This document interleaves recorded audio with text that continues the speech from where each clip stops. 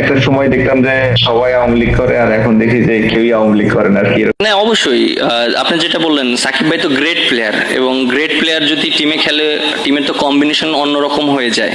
এবং এটা তো আসলে ক্রিকেট বোর্ড এবং ক্রিকেট বোর্ডের ডিসিশন, এবং তারা কিভাবে মনে করেন যে এই জিনিসটাকে, সিচুয়েশনটাকে হ্যান্ডেল করবে। আর আমার কাছে মনে হয় যে ক্যাপ্টেন হিসাবে যে অবশ্যই সিরিজগুলোতে যদি অপরচুনিটি থাকে, তাহলে খেললে তো বাংলাদেশ টিমের জন্য অনেক হেল্প হবে। Bangladesh cricket board is the সবচেয়ে বড় জিনিস, তারপরে ইন্ডিভিজুয়াল। আমি যদি বসে চিন্তা করি যে কে 11 জনে খেলবে বা কে কেমনে ব্যাটিং করবে আর বোলিং করবে, এটা কিন্তু আমার কাজ না, এটা আমার দায়িত্ব না। আমার দায়িত্ব হলো বিসিবি কিভাবে করে সঠিকভাবে চলবে, বিসিবিতে ডেভেলপমেন্ট কিভাবে করে হবে, ক্রিকেটারদের ফ্যাসিলিটিস আমি কিভাবে বাড়াতে পারি, বিসিবির আয় আমরা কিভাবে বাড়াতে পারি, কিভাবে আরো স্পন্সরদেরকে অ্যাট্রাক্ট করতে পারি। These are my jobs. তো আজকে যে কারণে এখানে আসা, যে একটা আমরা ছোট সাইনিং সেরেমনি করছি চেরির সাথে। সামনে যে অস্ট্রেলিয়া সিরিজ হবে, এখানে বেস্ট ভ্যালুয়েবল বাংলাদেশি ক্রিকেটারকে একটা গাড়ি দিবে চেরি। সো এটার জন্য আজকে আপনাদেরকে সবাইকে ইনভাইট করা। আমার জন্য এটা it is very important, because চেরির মতো ব্র্যান্ড বাংলাদেশ ক্রিকেটের সাথে অ্যাসোসিয়েট হওয়া, স্পেশালি গত 1-1.5 বছর, প্রবলি লাস্ট 2 বছরে যে রেপুটেশন ড্যামেজ গুলো হয়েছিল বিসিবির, ওই জায়গার থেকে বের হয়ে এসে চেরির মতো ব্র্যান্ডরা আসা শুরু হয়েছে। আপনি লাস্ট সিরিজও দেখেছেন যে এখানে ই বাইক কিছু কোম্পানি, প্লাস এখনো দেখছেন যে ই বাইকের কিছু কোম্পানিজ গুলো আসছে। So it's a very positive thing for BCB. আর আমার কাছে যদি ঠিক মনে হয় যে বিসিবি রিলেটেড, নট বিপিএল, বিসিবিতে লাস্ট মনে হয় এরকম কোনো গাড়ি দেওয়া হয়েছিল আমরা যখন, খুব সম্ভব ফার্স্ট টেস্ট যখন আমরা জিতি ওই সিরিজটা, ওটাও আমার ভাই পেয়েছিল, নিশানের একটা গাড়ি ছিল। সো প্রায় অলমোস্ট কত বছর হবে, 20 বছর, 2005 সাল, অলমোস্ট অনেক, মানে 15-20 বছর, যাই হোক। এটার পর এরকম আবার এই চেরি উদ্যোগটা নিচ্ছে। আমি সুমন ভাইকে ধন্যবাদ জানাতে চাই। আমি নিজেও এই ব্র্যান্ডের সাথে অনেক বছর ধরে অ্যাসোসিয়েট ছিলাম, আছি।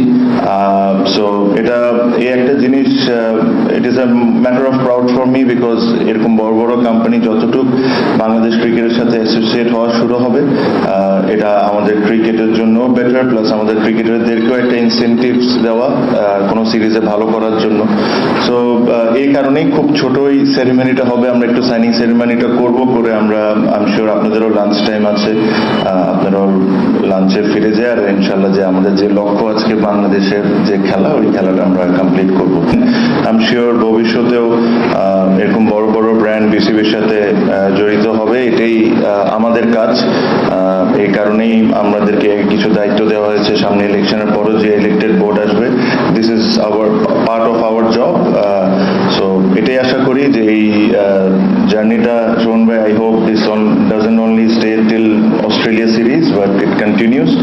আর আমরা কিভাবে করে একসাথে কাজ করতে পারি, এটা নিয়ে আমরা দেখবো। না, উইকেটে সেট হয়ে নিচ্ছে না, বিকজ আপনি যদি মনে করেন যে আমি প্রথম দিনই এসে একটা জিনিস বলেছিলাম যে আমাদের সবচেয়ে বড় যে জিনিসটা নিয়ে কাজ করতে হবে, ইটস দ্য রেপুটেশন। আর আপনি রেপুটেশনটাকে কিভাবে ঠিক করবেন? যত কম আউটসাইড ক্রিকেট নিয়ে আলোচনা হবে, যত ভালো ভালো জিনিস বিসিবির সাথে জড়িত হবে, যত ক্রিকেটিং অ্যাক্টিভিটিস নিয়ে, ডেভেলপমেন্ট নিয়ে আমরা কথাটা বলবো। সো রেপুটেশন জিনিসটা এভাবে আস্তে আস্তে, স্টেপ বাই স্টেপ জিনিসটাকে ঠিক করতে হবে। এটা একদিনে ঠিক হবে না, ঠিক এটা আস্তে আস্তে করে স্টেপ নিতে হবে। আমরা ওই স্টেপগুলোই নিচ্ছি। আমি আবারও বলি যে আমি যদি বসে চিন্তা করি যে কে 11 জনে খেলবে বা কে কেমনে ব্যাটিং করবে আর বোলিং করবে, এটা কিন্তু আমার কাজ না, এটা আমার দায়িত্ব না। আমার দায়িত্ব হলো বিসিবি কিভাবে করে সঠিকভাবে চলবে, বিসিবিতে ডেভেলপমেন্ট কিভাবে করে হবে, ক্রিকেটারদের ফ্যাসিলিটিস আমি কিভাবে বাড়াতে পারি, বিসিবির আয় আমরা কিভাবে বাড়াতে পারি, কিভাবে আরো স্পন্সরদেরকে অ্যাট্রাক্ট করতে পারি। These are my jobs.